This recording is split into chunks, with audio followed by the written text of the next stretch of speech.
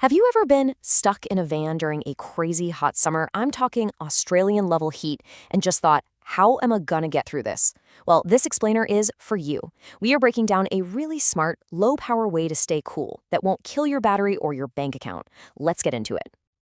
I mean, that's the million-dollar question, right? How do you survive when your little home on wheels, your adventure pod, feels like it's being slow cooked from the outside in? This isn't just about being a little warm, it's about making your space actually livable.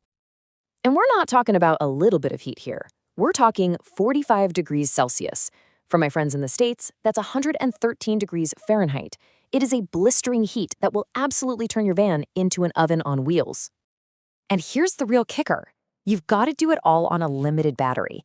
You can't just crank a massive AC unit 24/7. So the question becomes, how do you stay cool? By being strategic, by being smart, and being super efficient. Okay, so where do we even begin? Our first section covers what is, without a doubt, the most important rule of all. It is so much easier to stop heat from getting into your van in the first place than it is to try and force it out later. This is your frontline defense. So this defense, it's got three main parts. Think of it like armor for your van. First up, that giant windshield. It's basically a greenhouse panel. Second, all your side windows. And third, the roof, which just gets absolutely baked by the sun all day long. Now, here is a game-changing detail for the roof. You don't just toss a tarp on top. The absolute magic is in creating an air gap.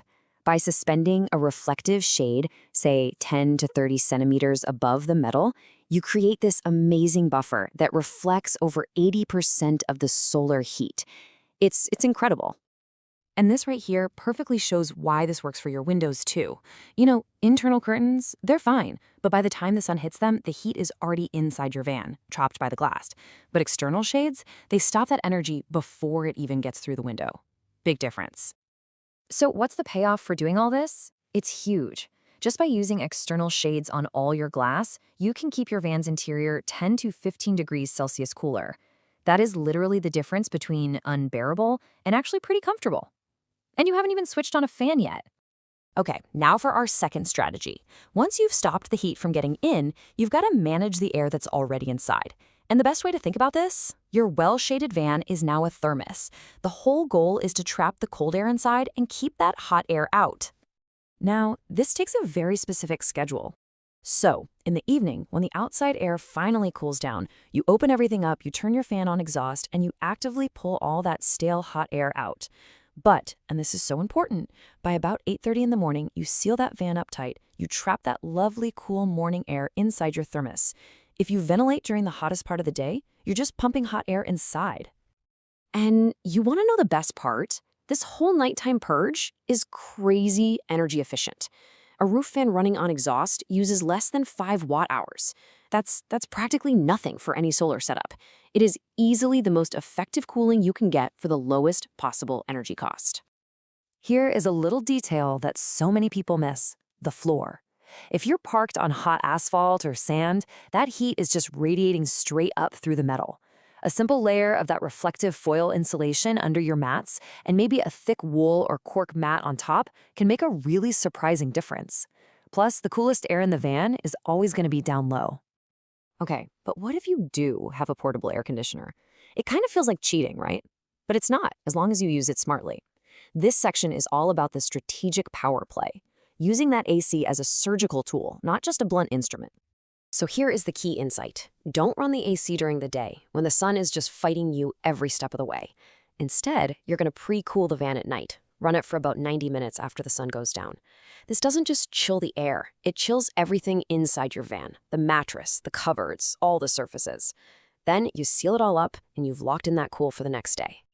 Now you might be looking at that and thinking, whoa, 750 watt-hours, that's a lot. And it is, but just look at the math. In a typical Aussie summer, even a pretty modest 200-watt solar setup can easily pull in more than that during the day. So you use the power at night when your batteries are topped off, and the next day, the sun pays it all back. You actually end up energy positive. It works. And hey, for those extra brutal moments, don't forget the super simple low-tech hacks. A couple of frozen 2-liter water bottles in front of a tiny 12-volt fan makes a shockingly effective little personal cooler. An evaporative cooling mat or a chili pad uses zero power. And remember, heat rises, so yeah, sleeping on the floor can genuinely be the most comfortable spot in the whole van. All right, our final section. And this is all about getting free cooling just by being smart about where you decide to park your van. This is all about working with nature, not trying to fight against it. There are basically 3 golden rules for summer parking. First, face east. This means your big windshield gets the gentle morning sun, but your main living area is in the shade during that brutal afternoon heat. Second, avoid black asphalt like the plague. Always park on grass or dirt if you can. And third, if you're anywhere near the coast, use that natural air conditioning, the sea breeze. And that coastal advantage is no joke. Parking just a few kilometers inland versus right there on the coast can mean a 5 to 8 degrees Celsius difference in the air temperature. That is a massive head start in your daily battle against the heat. So when you put it all together, what you get is this winning formula. First, you block the heat from ever getting in. Then, you ventilate smartly to kick out the hot air at night and trap the cool air in the morning. And finally, you use those high-power cooling tools, like an AC, briefly and strategically. That right there is the equation for comfort. And look, this isn't just some theory from a textbook. This is a real, tested method that really works. And the peace of mind that you get from knowing you can handle that extreme weather without needing a huge, expensive power system, well, that is truly priceless. It's about freedom. It's about self-reliance. And that's really the final thought I want to leave you with. We often think the solution to a big problem like heat has to be more power, a bigger air conditioner, more batteries. But what if the real answer is just a better, more thoughtful strategy?